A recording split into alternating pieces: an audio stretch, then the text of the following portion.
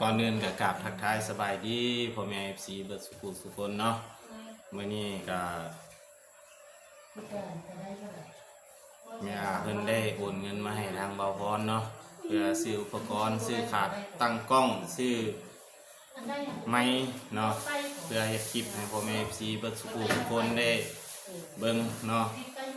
ก็ขอบใจเพิ่นหลายๆว่าคำสู่เบาพรเนาะก็เป็นเงินจำนวน$100เนาะที่ว่าเบาพรไปเอาแล้วเพิ่นเอาเงินกีบเป็นเงินกีบเอาให้เนาะ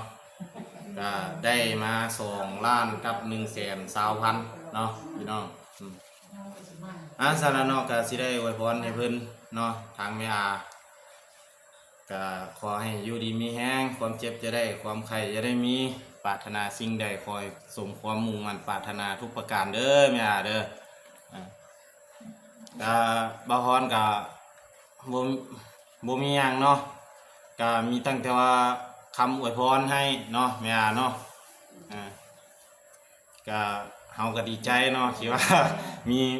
คนค้ำสู่อุ้มสู่เฮาเนาะซะแล้วเนาะพ่อแม่พี่น้อง FC เบิดสุคนเนาะมื้อนี้บ่พรก็ไปเฮ็ดเวียกมาเนาะเฮ็ดเวียกอยู่พุ่นแลเนาะรับจ้างเพิ่นคนลอกเอาน้ำให้น้ำเฟ้อไปเกลือหมูแน่เนาะแล้วก็เฮ็ดเวียกนำวันพักเจ้เพิ่นนั่นแหละเนาะบอลที่ว่าเบาพรท้ายลงคลิปไปแล้วเนาะหลังจากเลิกเวียกก็ได้มาบางมื้อก็เลิกค่ำเด้เนาะบางมื้อก็เลิกเว้นแบบนี้แหละเนาะพี่น้องเนาะมื้อใดเลิกค่ำเพิ่นก็ไล่เงินโอทีให้เนาะซะแล้วเนาะพ่อแม่พี่น้องเนาะจังใดก็ฝากเป็นกำลังใจให้กับเบาพรเด้อเมื่อสุขคนเนาะก็เบาพรก็สิเฮ็ดคลิปที่ว่าให้มันออกมาดีที่สุดแล้วเนาะก็สิเฮ็ดจนสุดความสามารถพุ่นแล้วเนาะก็สิไปจนถึงเป้าหมายพุ่นแล้วเนาะเบาพรก็มีเป้าหมายของเบาพรอยู่เนาะทางการเฮ็ด YouTube เนาะก็จังใดก็แล้วแต่เนาะ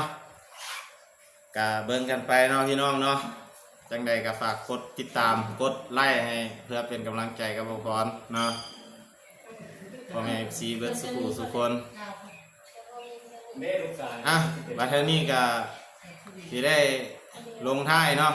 ปิดท้ายด้วยคำอวยพรให้พ่อแม่ FC เบิดทุกคนเนาะก็บ่มีอย่างไรเนาะพ่อแม่พี่น้องเนาะก็เลย